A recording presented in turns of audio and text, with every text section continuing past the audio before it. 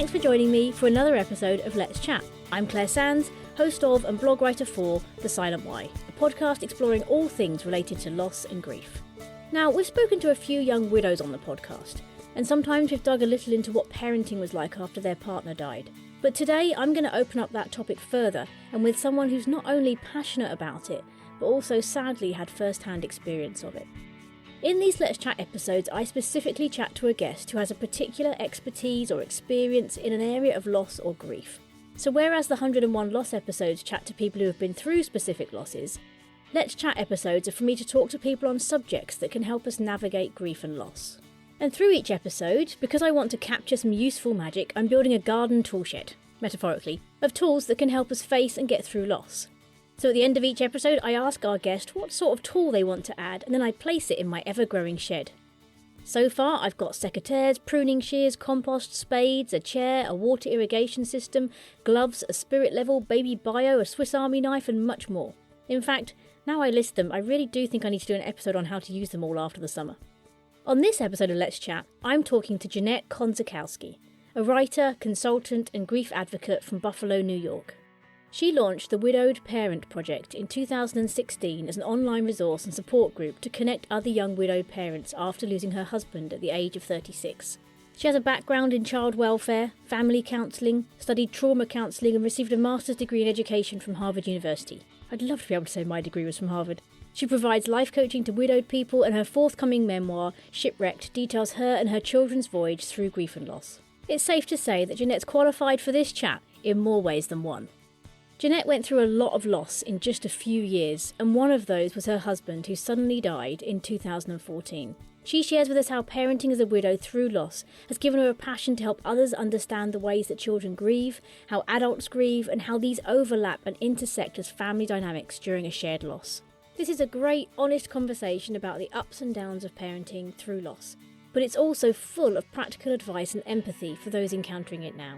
We even touch on meeting a new partner after loss. In fact, it was so full of useful information that I couldn't cut it down to my usual length of episode. So grab a cup of tea, a coffee, or maybe a cold Loganberry drink. I have no idea what that is, but I think they might have it near Buffalo. And relax with me and Jeanette as we chat parenting as a widowed parent.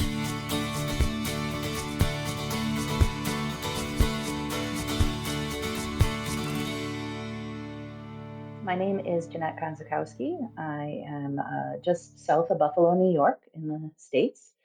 I am the founder of Thrive Community Consulting, and that just launched in January. So these days I'm spending my time working with the community in different ways than I've done for most of my career. I've been a nonprofit professional for 25 years, and now I'm a small business owner that is still embedded in communities, but working with many agencies instead of just one nonprofit at a time. I am the founder of Widowed Parent Project, which is an online resource and support group that I launched in 2016. And I am also the author of a forthcoming book on widow parenting. We're talking about a very sort of specific area of loss and how you've taken loss that you've gone through to sort of help other people with gaps that you felt along the way. But you've experienced quite a lot of different types of loss, not just the one we're going to be talking about. So why don't you tell me a little bit about your experience with loss and grief and what it is that you've faced in your life so far? Sure. So I had a really bad period of my life from about 2010 until 2014, 15. It started kind of in 2010 and everything went downhill from there. So in 2010, I lost a baby in my second trimester, my third pregnancy. And just as I was kind of starting to come out of my grief and depression around that, my mother was diagnosed with terminal breast cancer. I spent the next 18 months caring for her, along with my dad, until she passed away. The week my mother died in 2012, my husband was diagnosed with epilepsy.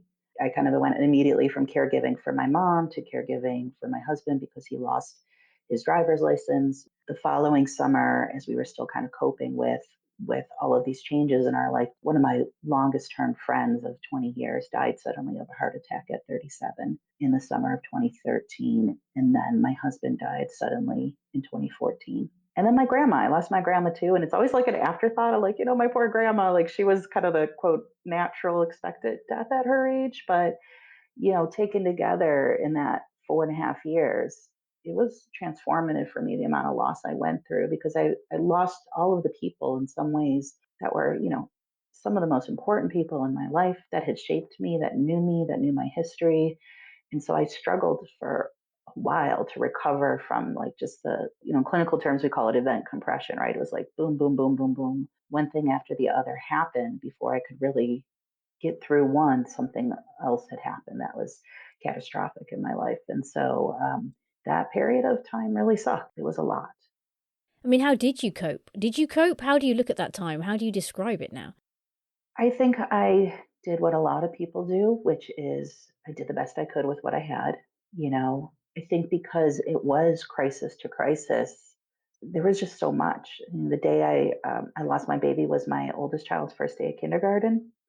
And so, it's like dealing with a miscarriage while trying to get my child off to kindergarten and, dealing with my mother's pending death while going through the stresses of kind of psychologically recovering from the miscarriage. And then it shifted right from my mother's death, like literally that week, to we have to reconvene, kind of readjust our life again to pivot to cope with my husband having seizures and epilepsy. And then my friend died in the midst of that. And then a year later, my husband died.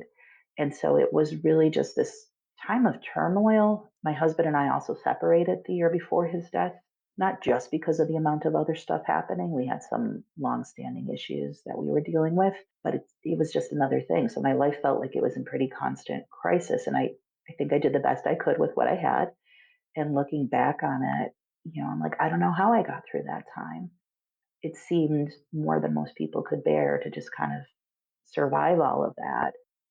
I think I spent years that followed not dealing with the weight of it all.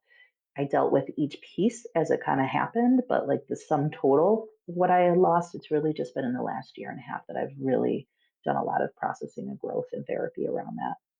And there's so many areas there of grief that you could have looked at specifically and focused on to try and help people. But you've chosen one specific area to try and reach out. So tell us what it is that you've chosen to focus on and why. Yeah. So after losing Mark, my husband, in 2014, I was 36 years old, and I had a 5-year-old and a 9-year-old, and we were devastated by this loss. As they said, we were separated, but we were still married. We were working on our marriage. We had plans to, I think, hopefully in the few months that followed, get back together and live together. And so things were healing in our relationship. And then to kind of have the loss happen at that point in time, I think a loss happening at any point in time in a marriage is terrible, but to kind of be on this cusp of resetting ourselves and then to lose him, then it really made me struggle. I had a terrible amount of guilt. I had a terrible amount of shame. And I also was very privileged in some sense compared to most parents that go through such a loss because I was working in the field of child welfare. So I knew professionally how to get help that I think a lot of widowed parents don't. And I still couldn't find really good resources. So even with all the information as a professional that I had, there just weren't good resources way back in 2014 for widowed parents. The podcasts that there are now didn't exist. The Instagram feeds didn't exist. There was no book. I went to the bookstore a few days after Mark died when I kind of like surfaced and went out again for the first time. And I kept thinking like there has to be a book that tells me how to get my kids to be okay. Like I need a manual. I need something that's going to, show me the way forward. And it didn't exist. And I think that was, as I started to kind of cope with what we were going through and my children's grief, it was really just kind of pulling from what I could find out there in psychology, in the world of grief work, in other people's stories. And my first year of being widowed, I went to a meetup support group for widowed people. Everyone, with the exception of two people, so maybe out of a group of 25, two were closer in age to me. Everyone else was so much older. They didn't. We had very different struggles. So we had people in their 70s talking about, who was going to take care of them as they aged. My struggle was literally like, I can't go to this meeting if I can't get childcare. So our struggles were very different. And that was really what led me to decide in 2016 to start the Widowed Parent Project, which just began as an online Facebook support group for young widowed parents because there was nowhere else to talk to people. That also, locally meeting up didn't work because none of us had time. We were all single parents. And so the online group really provided that community that I needed. And then it's kind of built out from there. When you were looking to find help, what sort of aspects of that kind of loss and grief were you looking for help with? Were there certain aspects of day-to-day life, or was it the overall grief, or was it specifically the parenting? All of that. And then also the trauma piece. So when my husband died, as I said, we had been living separately, but we were in close contact and we spent still 3 or 4 days a week together. And when he didn't come to pick the kids up for school that morning, I went to check on him and I found him. I found his body, and the children were with me. And so for us, there was also this very traumatic piece that was added by that discovery. And so in the beginning, what I really needed was like a psychological first aid assessment for my kids, right? Because they had been on the scene when this happened. And even though they didn't see his body, they were witness to, for a couple hours. I spent 45 minutes trying to revive him. Like it was a really difficult day. And so I wanted immediately to find some kind of mental health first aid for my children. And then as time progressed, it was finding them a community of other children. Because I think for kids that lose a parent, you immediately become an outsider from your kid community, right? Like other kids don't go through this. Other kids have a really hard time understanding it. Other kids are fearful of something happening to their parents. So they don't want to, kind of be around you. And so it shifted over time from like an immediate mental health intervention and assessment to finding communities. So we joined a support group about 6 months after he died. And that was really helpful for my children to find other kids that had lost a parent. And then from there, over time, right, kids' grief changes. And so my kids have had to go back probably each 3 or 4 times to therapy over the last 9 years, and their needs around their grief have changed each time. And so, part of what's hard about widow parenting and parenting any child through loss is it doesn't go away, right? That's the myth of like you get to acceptance and like you're fine. And that's not what happens. You can integrate your experience, but the loss of their father will stay with them for their whole lives. And it will keep coming up at each new kind of developmental milestone that they go through. And so I think, yeah, and it shifted. It shifted from like emergency first aid into community into this longer term support for them. For me, I needed all of the help. I needed help with the day to day. I needed help with getting through the legal mess that was left with our marriage situation. I needed help with selling the house. So my support in the beginning was much more like practical. Like I need someone to help me make these really big decisions. And then, even though I was also going to therapy, I think the first year and a half after he died, like we all went to therapy every week. It was like all we did was like go to school, come home, feed them, and somebody had a therapy appointment. And I made a decision like the first day after he died that the most important thing to me would be that my children got through this and got into adulthood with their mental health intact. And I prioritized that over everything, over the cost of anything else. I was willing to pay for excellent mental health care. Um, and so I have no regrets about that. I'm pleased to say my children are very happy and healthy and resilient. And I think, I also had privilege that some parents don't have and being able to financially prioritize that. Yeah, it's a travesty that things like therapy and that sort of help actually cost money to a point that some people can't afford it. Because like you said, it's such an important aspect of getting through any loss or grief. I'm guessing that with a loss like this, whether it's being widowed or whether it's losing a parent, there's obviously a lot of different factors involved, like whether it's the mother or the father, the ages of the children. What aspects of it are similar and what are the aspects that differ? It's a great question. Similarly, I think so. All the widowed, I have about 250 widowed parents in my online support group. Some are more active than others, and I've also interviewed over 3 dozen widowed parents for my book. And what I've heard from most of them, right, is the kind of most immediate impact, besides the actual grief of the loss of their person, is the role change.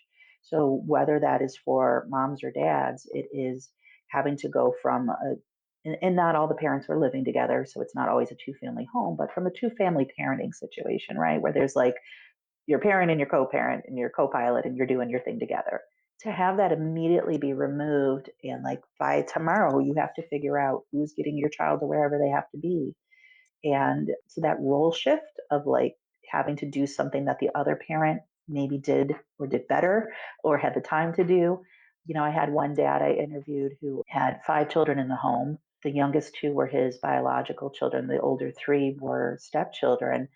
And, he had to tell all of them that their mother died. And then he had to immediately make decisions with his stepchildren's parents about like, are these children staying in this home tonight? Or are they going to go back and live with you now? And so he lost his role family, the roles in his family changed overnight from we're a family of 7 to we're a family of 3. And it just ended up being that him and the biological children stayed in the home in the beginning. And how quickly like your family dynamics can shift when something like this happens. So I think all widow parents kind of go through that.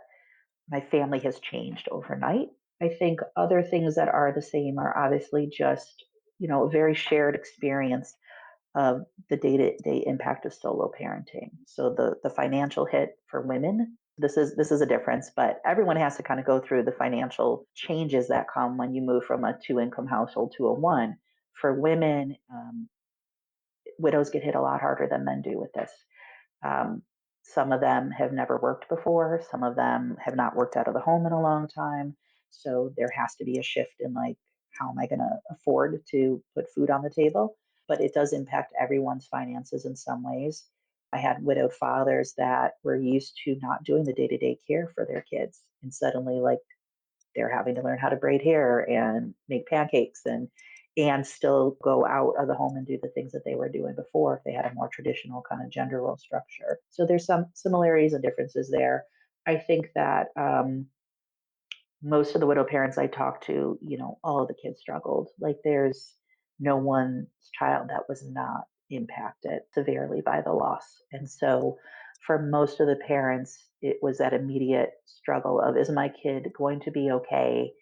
How do I get them okay? And then I think for many families, there is an assumption that like the first year is going to be the hardest. And if we just like get through the first year, right? And so everyone that's widowed and these children are going through these first. There's, the first birthdays without, and the first holidays without, and the first um, graduations without. You get through all of that, that's similar. But the way each child processes it is different, right? And I think that was one of the things that surprised me about my own children was how different their grief expressions were. And so there's a lot of similarities and there's a lot of differences in the way that grief presents in families. Can it be harder to spot in children as well? Because with young children, I've sadly watched online a couple of funerals over the last few years of parents with young children, and the young children were in attendance at the funeral, seemingly looking like they were at any other event, not even really noticing the Right. coffin in front of them of their parent. It must be hard to work out what grief looks like, especially in those younger ages. Is that something that you need to be dealing with then, or is that something you deal with later? It's a both and, right? So it's, you both have to deal with it when it happens. And for parents that have very young children, I think the youngest widowed person I interviewed at the time of the death was 27 and she was pregnant. And so her child was born without dad. So she never knew her father growing up, but that didn't mean that she didn't experience grief for her father, right? And didn't experience her mother having to be a solo parent that was not planned. I have a close friend that I met in the widowed meetup group who was kind of my life preserver when I was first widowed. And her person died home alone with the baby. And so, like, what is the developmental impact for that baby on, like, having been home and dad passes away overnight and you're there waiting to be picked up, So I think, like, we underestimate the impact on the very little ones.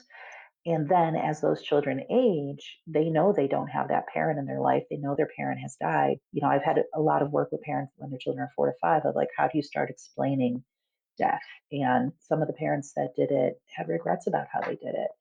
That was some of the research in the book that I wrote was like parents felt a lot of regret that they didn't handle things well in the beginning.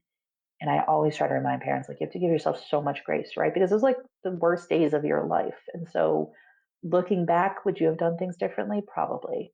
but you did the best you could with what you had. And I think for a lot of parents, it's a struggle. It's a struggle to explain to children the physical body versus the spiritual self. And it's very hard for kids to grasp. And so that is definitely something that is different depending on the age of the child. And then kind of going to the other side of it, I've had a number of widowed parents who have had deaths occur when their children were teenagers. And they, I think, sometimes assume that, like, well, the kid's okay, right? Like they seem okay in the aftermath until their teens spin out and there's drug addiction and there's community issues or there's legal issues that the kid gets into or they're dropping out of school.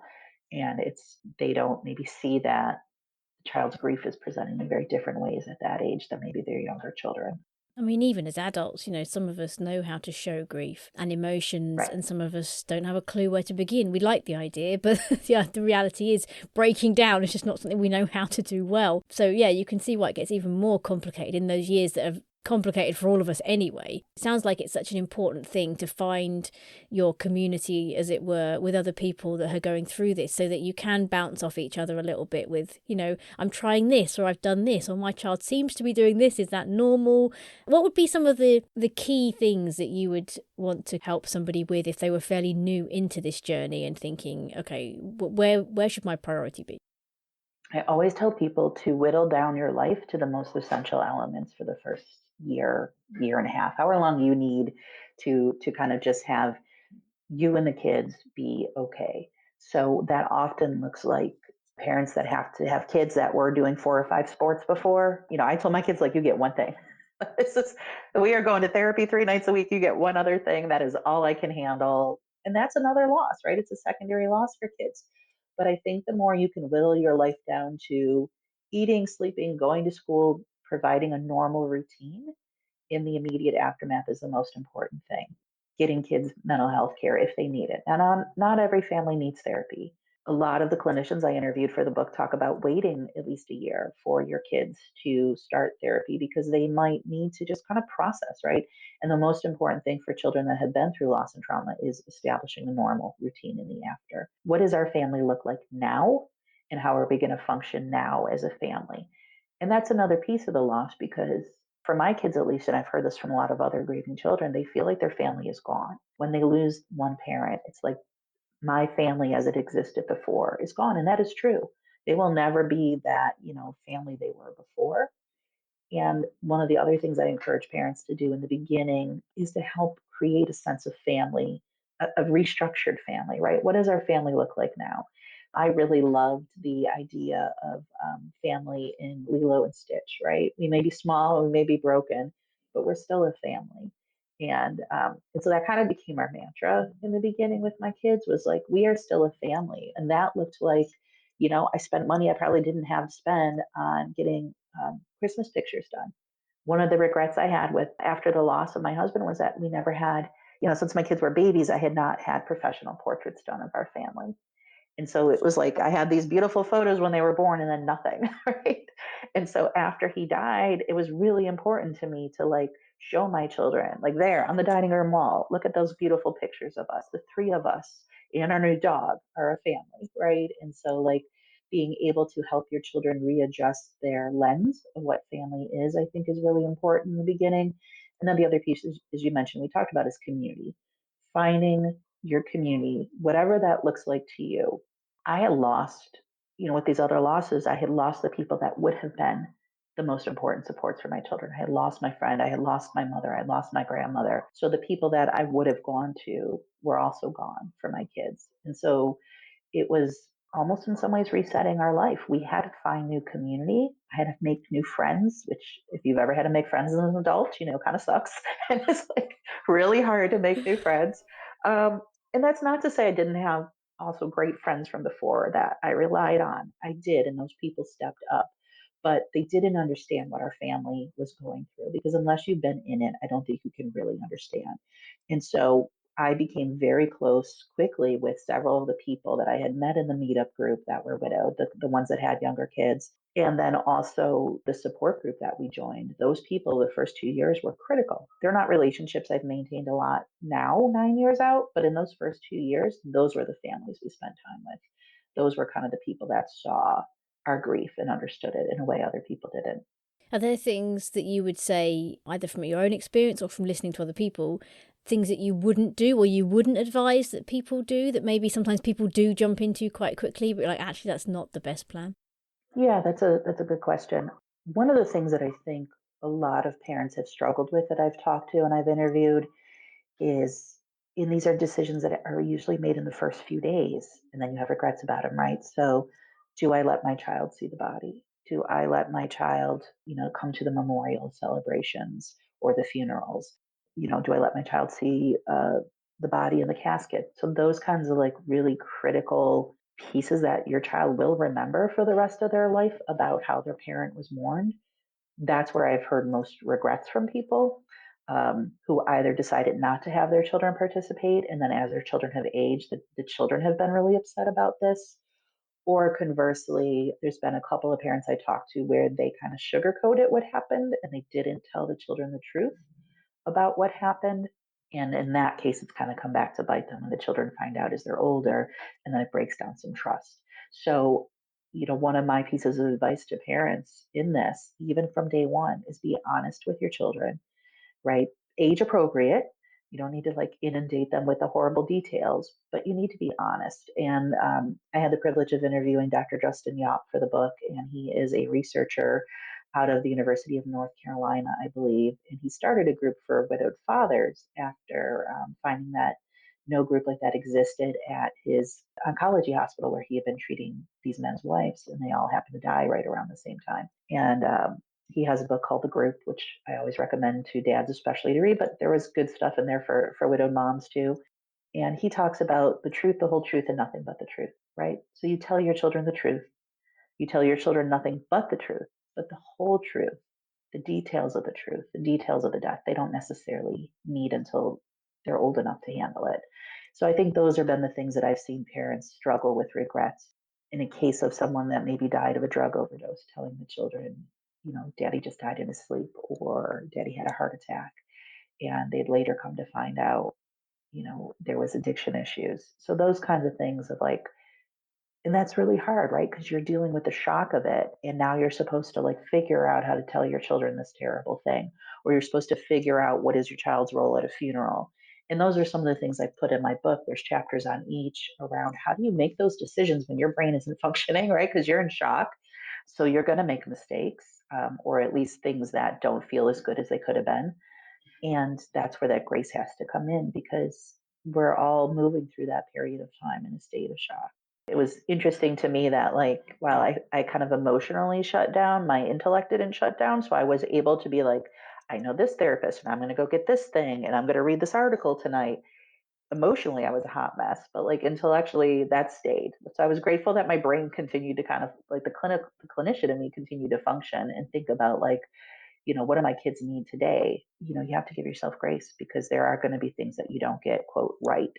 And I always tell parents, like, there's no real right in this. All of it sucks. So it's just like, how do you lessen the damage a bit? And I guess your gut reaction is to try and protect your children, but you have to be careful that you're not protecting them from stuff that you're finding hard yourself.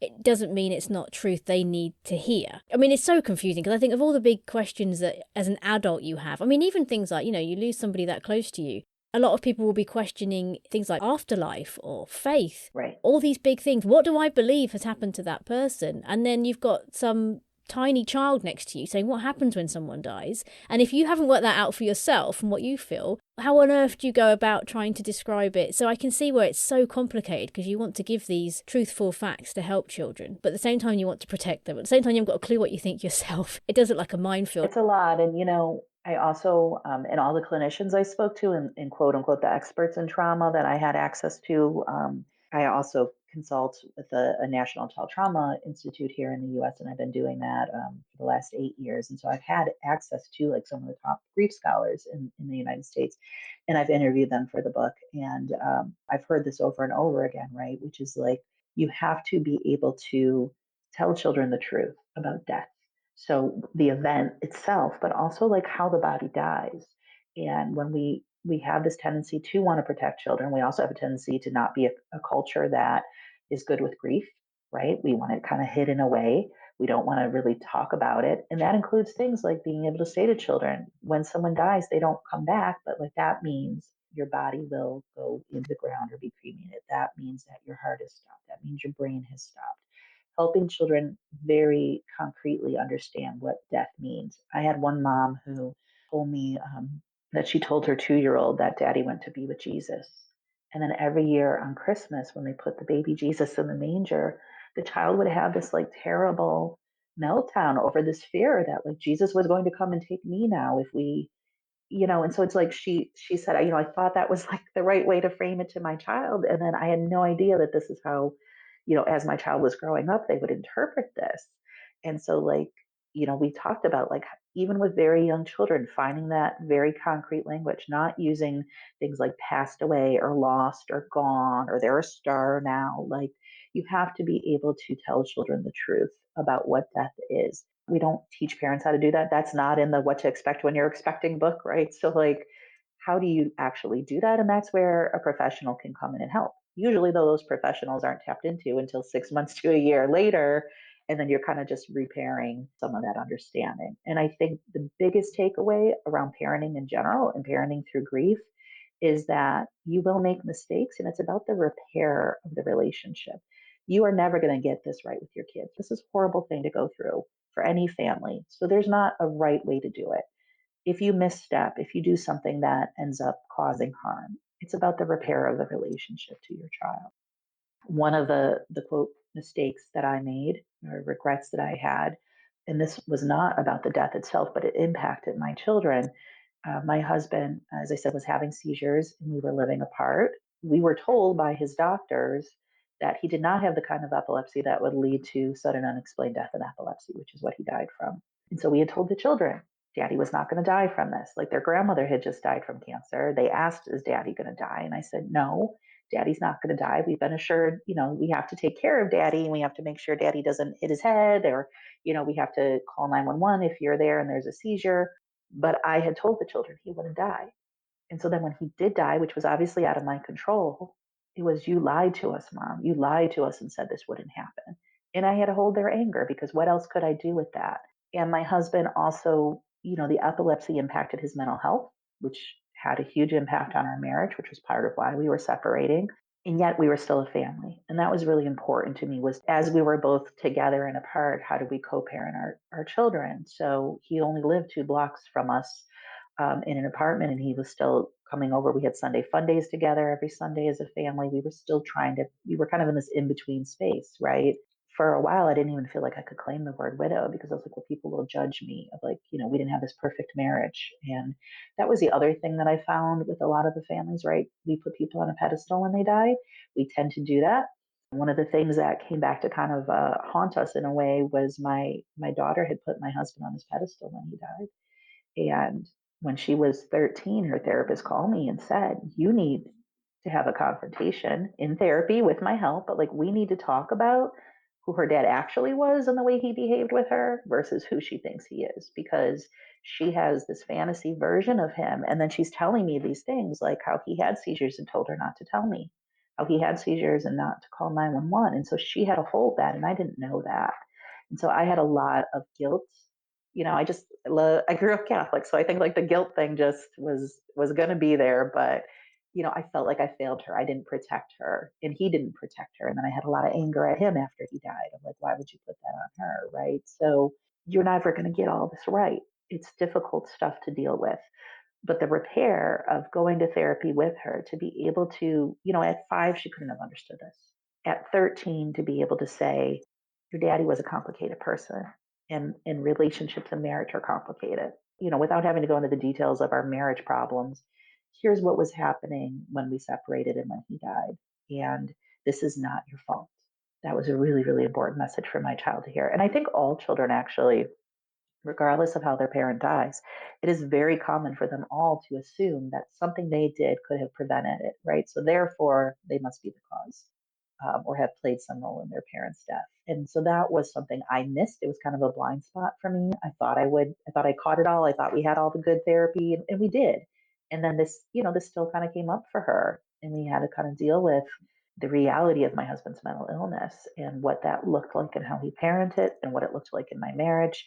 And for me to stop protecting her from that and to say, this is the reality that we were going through at the time. I mean, normal parenting, is something that, to my knowledge, I've never met anyone who said they've nailed it and they've got it all sorted. So that's hard enough as it is, let alone you throw in something like this. So I think you're right, just people giving themselves that grace. I think this is also really important information for parents of children who know the children that have lost a parent, because I've had those conversations with people as well. And obviously the children go home and they say to their parents, they've got questions, big questions about it.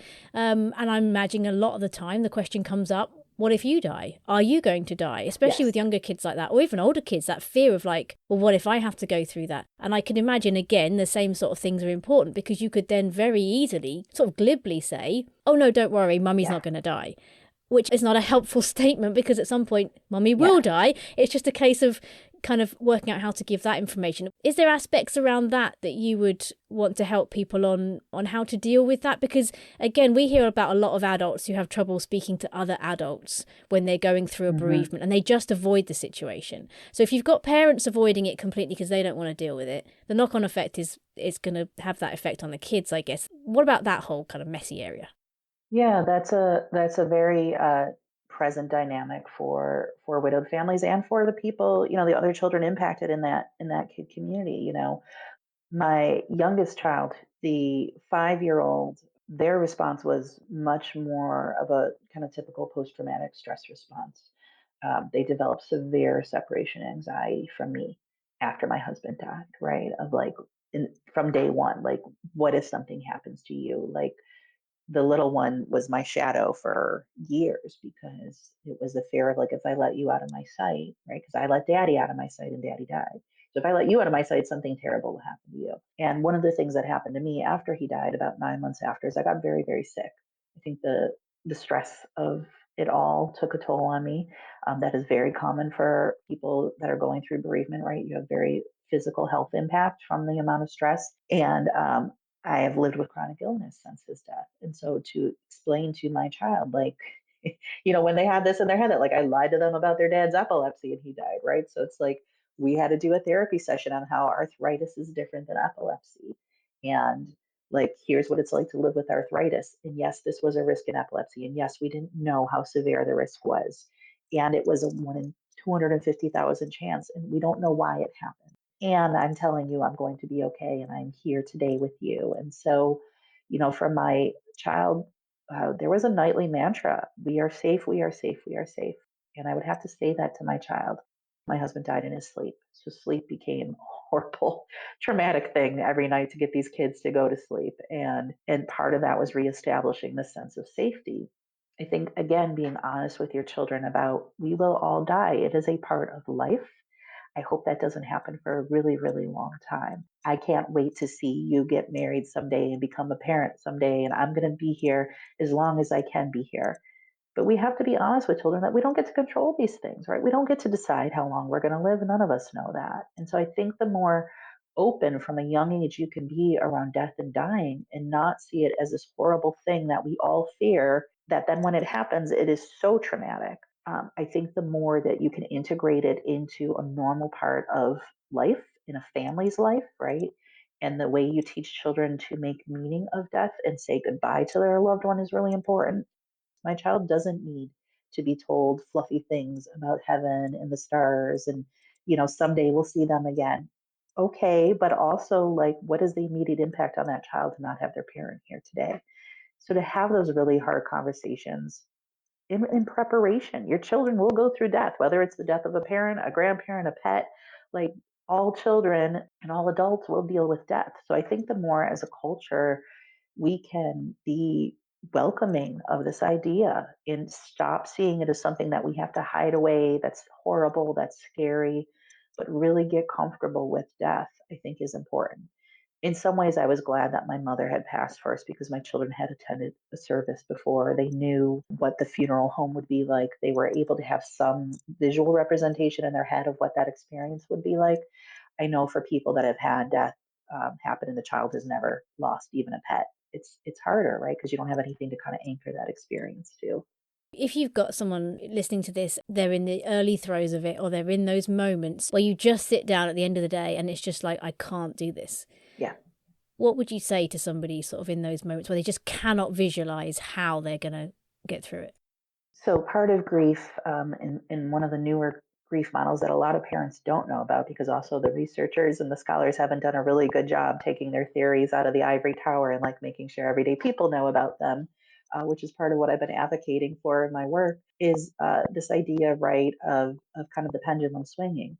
There is the 5 stages of grief that people know that was actually never really intended for the bereaved. It was intended for the dying. And then one of the things that happens, I've seen happen, is something called the dual process model of grief, where you're swinging from past to present, right? You have to, if you are a widowed parent, you are constantly, your day is full of, I have to attend to these present things. I have to attend to these future things. Like, what am I doing with this house and this, and his car and his life insurance policy? And at the same time, you are dealing with emotionally the loss in the past and how that past comes into your present every day. So you're constantly like moving from past to present to future, oftentimes in the same days. I'd have days where I felt like, look at, I accomplished these things. You know, we got a realtor and we're going to sell the house.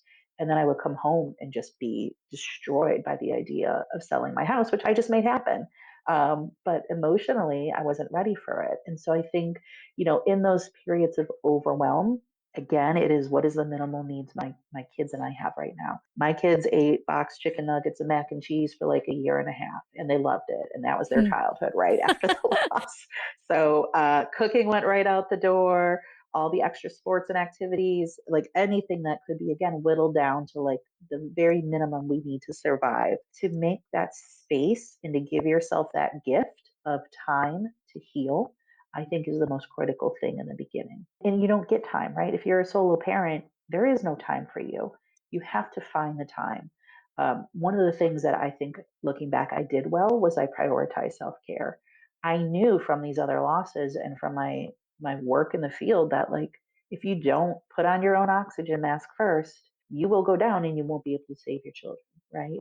So I prioritize self care. That meant every Saturday I had a friend or my father watch the children all day. And I took from 9 a.m. till 3 p.m. every Saturday for myself. Sometimes that meant I went out and did something physical. I was, the year before he died, I had started boxing and horseback riding. I continued to do those things for a while until my health got too poor. Sometimes I went and did retail therapy, which, now I regret because I have a lot of credit card debt I'm still paying down from that time.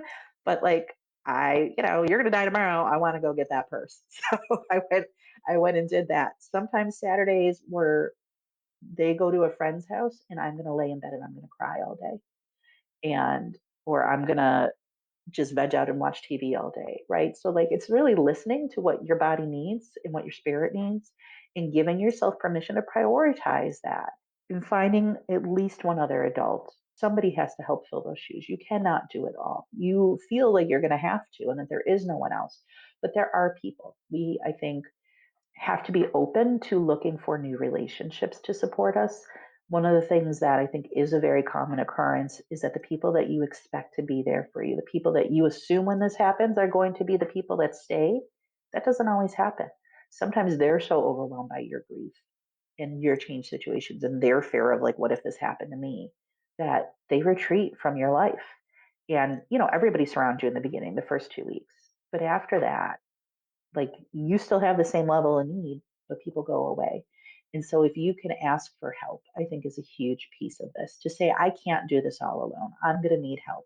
Maybe help looks like I need the child's grandparent to step in more. Maybe help looks like I'm going to pay for childcare on a Saturday so that I can go take care of myself and go to therapy. So, like, whatever that is, prioritizing that. And, for me, one of the things that I had to change was how I work. I was a supervisor, an executive in a large nonprofit center, and I had to ask to work from home way back in 2015 when that was, novel.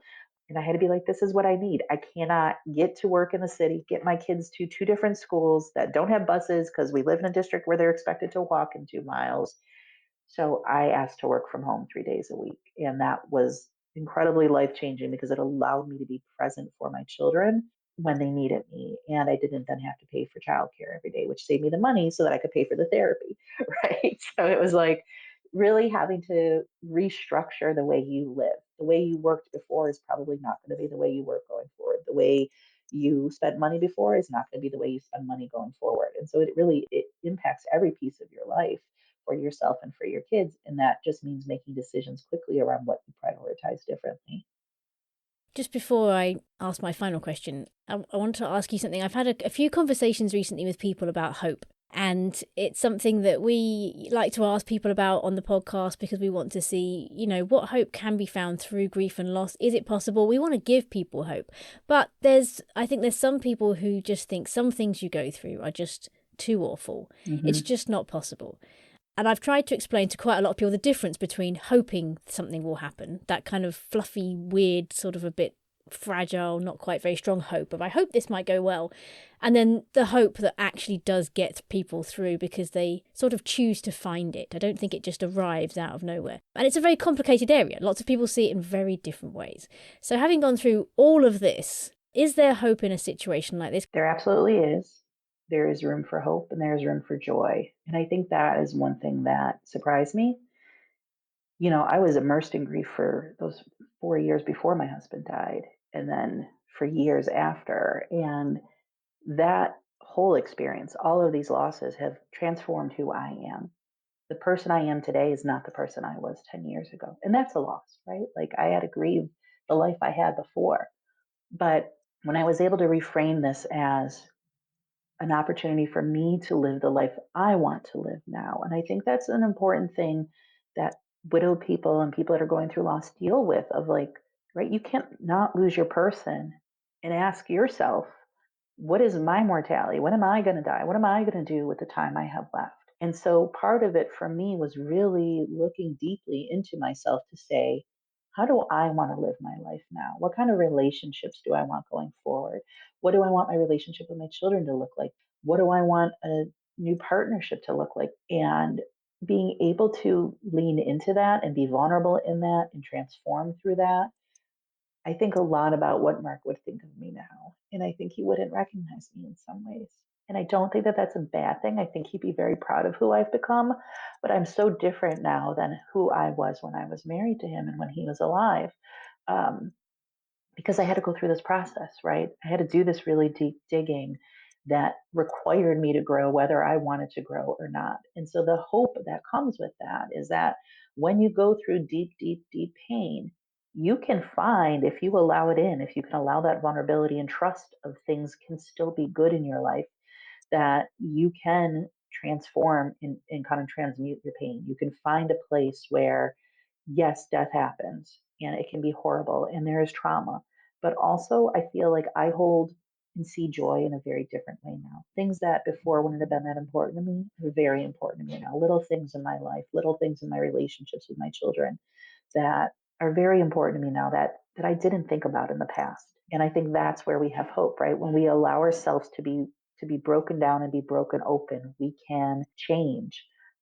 The book I wrote is called Shipwrecked, and it is the metaphor, right, of moving from being shipwrecked and you lose everything in the life you had, and you have to make a decision to drown there or to get to shore, and you get your kids to shore, and then you find out that the shore is a deserted island and that there's not really all the people to help you that you thought were going to help you, and then you have to rebuild with the remnants of the life from before.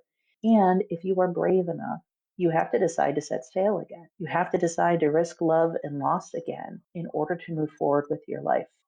People will say to me, I've gotten remarried in the last 3 years, and they'll say to me, well, you're not a widow anymore. And I'm like, no, I will always be Mark's widow, right? Like that, it is my story, but it is not all of who I am anymore. And I think that that is also part of allowing ourselves to move forward. I don't talk about moving on. I talk about moving forward. And when you can step into the life on the other side of your loss, you can find hope, you can find joy. I have a beautiful life now. 10 years ago, I couldn't have imagined the amount of grief I would go through, and I couldn't imagine the beautiful life I would have on the other side of that grief. And I am glad I trusted myself through that process to get here because I know it's hard. It's so hard. And a lot of people say, you don't have to grow through your grief. You don't have to transform. It's just one more thing we're asking grieving people to do. And there is truth in that. You don't have to do those things. But if you don't grow, you don't change, then you're going to hold that pain forever. And I think that that is not the legacy they would want us to live with. I think we can get to a place where we move forward and we honor the legacy of the person that we lost and that we loved. And we pull their spirit in their sense of who they were into our lives now. I feel closer to my husband now than I did when he died. He is such an important part of my life, and the everyday he is still there. And I talk about both of my husbands because I have one living and one dead. People say your ex, and I'm like, no, he is my husband. I have two, and that has given me hope to be able to say, like, my life has gone on, my relationships have gone on, my marriage has gone on in a different way, and my children have grown through this, and we have survived, and we can also thrive. And that was why I named my company Thrive, because I really wanted people to know, like, you can move through pain into growth, into joy. It is difficult and you need help along the way, but it is possible if you let yourself first feel that pain. And I'm going to add in one more question, because it would be remiss of me to, off the back of that, to not just ask just briefly what it's like when you find love again. Because as a parent, being widowed, especially widowed young, that is a very real thing that comes up again for a lot of people. And that must be another very difficult step. Yes. So just briefly, what would you say to people who are maybe at that point? So there's a lot of guilt and shame in the beginning. I met Brian, he's in the word new because it's upgraded or something, my shiny new husband. I met Brian at the support group that I went to, at the meetup group. He was the only other person in his 30s. So we had kind of this immediate, like, I see you, like, you look about my age, and everyone else here is like 70. So we formed a friendship, and within 6 months of Mark's passing, we started dating. And I had all this shame about it because I thought people are going to, they're going to judge my marriage because it was struggling. They're going to think I never loved Mark. They're going to think I moved on. And I think every widowed parent I've met that starts dating, whether that's 1 year out, 6 months out, 3 years out, they all start feeling this, like, people are going to judge, right? There's a lot of judgment for widow and widowers in our society about what you should and shouldn't do, and the expectations around that. And my kids didn't know about the relationship for the first year because I was like, I don't know about you. I gotta see how this feels, and I don't want you around my children if you're not going to be, like, permanently in their life. So I had this kind of side relationship that my kids didn't know about. I didn't lie about. They knew he was a friend. Again, they didn't need the whole truth. They just got parts of the truth. Never lied, but I did not tell them the whole truth of my involvement with him. And as we kind of moved through our relationship, especially the first few years, there were 4 people in our relationship, and 2 of them were dead, because he was widowed as well. And so to deal with, like, grief and falling in love at the same time, I mean, in some ways, that's what gave me hope, because, like, how can you hold all of this in your heart? And I think that's the assumption people think. I couldn't love Brian if I was mourning Mark. And it's like having 2 children. When I had when I got pregnant, with my second child, I worried, how could I will never love this baby the way I love my first baby. Like, my first baby is, that's my baby. And I worried, like, what if I don't attach to the second baby? Guess what? I love both of my children with this immense big love, right? And I love both of these men with this immense big love. And so I think the human heart is capable of more. I think that we can choose to be in committed relationships, and we can choose, who we prioritize in our life. But in terms of the emotion of love, we have room for a lot of love. We don't have to limit our love. And so when I accepted that, when I stopped seeing it as an either or, and I started seeing it as a both and, I got this from my therapist. So, like, Nice. right, that, like, I could both be with, like, I could have this, maintain the spiritual connection to my late husband, and I could allow myself to love this man that was coming in my life. And one of the things that my therapist helped me with was reframing it as, the Jeanette I am now deserves love. The Jeanette who has been through all this loss doesn't deserve to be alone the rest of her life. She deserves to be loved and to have a great love. And when we got married, I thanked him for being the love of this life, because Mark will always be the love of my first life I had. And, people talk in the widowed community about your chapter 2. And I see it more as, like, we are each our own book, right? Like, these are not chapters of my story.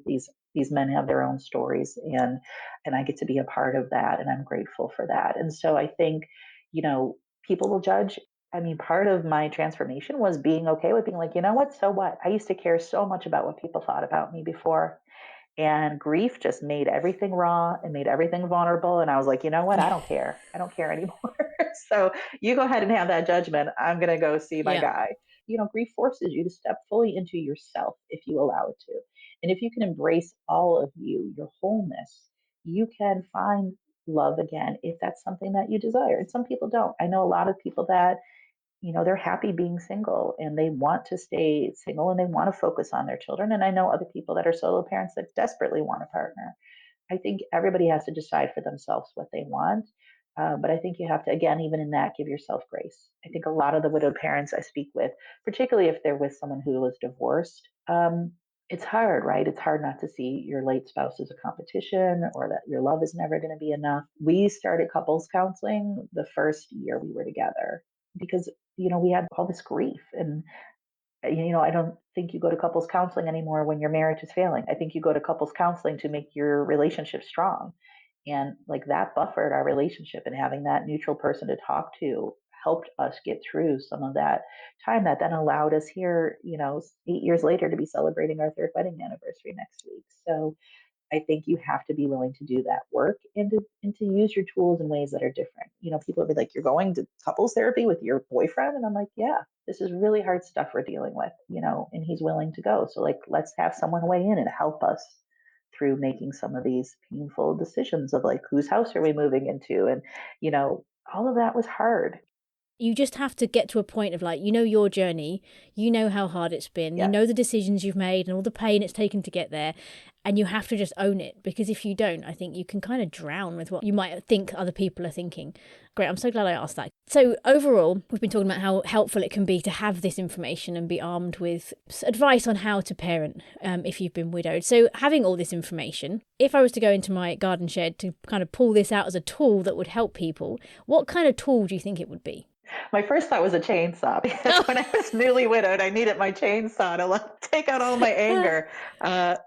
My garden healed me. It was one of the things that healed me through my grief. And my most trusty garden tool right now is the Hori Hori knife, which is a Japanese gardening tool, and it is multi-purpose. So I think you have to have something in your toolkit that can be used in multiple ways to meet whatever need. Right? It has inches on it, so you can tell if you're digging your bulb how deep down you got to go. It's got a nice cutting blade for cutting weeds. You can use it to get down into those pesky dandelions and dig deep with it. It's great for just clearing an area. So I like the Hori Hori knife because it's multi-purpose. And I think this is the thing about grief, right? It's multifaceted, and it's not just one thing, and there's not just one tool. It is finding something that you can use in multiple ways to get through it. A Hori Hori. My husband Chris has one of those, so I know exactly what it is and just how useful it can be. Although his doesn't have ruler measurements on it. Like Jeanette said, it has so many different uses, and grief needs so many different tools, so I can see why it came to mind, and I'm excited to have one in my shed. They're a great looking tool, so if you're not familiar with them, look it up. Hori Hori. So thank you, Jeanette, for this valuable conversation and the Hori Hori. If you want to find out more about Jeanette, you can check out the website thrivecommunitycounselling.com, and she's on Twitter @widowedpp, or her Facebook group is Widowed Parent Project, and I'll put links to all these in the show notes. We've also got an episode coming up where we talk to Jeanette in more detail about all the losses she faced and what it's like to go through cumulative grief or event compression. So keep an eye out for that one soon. Thanks for listening to the Silent Why podcast. If you've got a subject you'd like me to chat to an expert about, please get in touch via our social media or the website or via my email, thesilentwhy@gmail.com. And let's chat.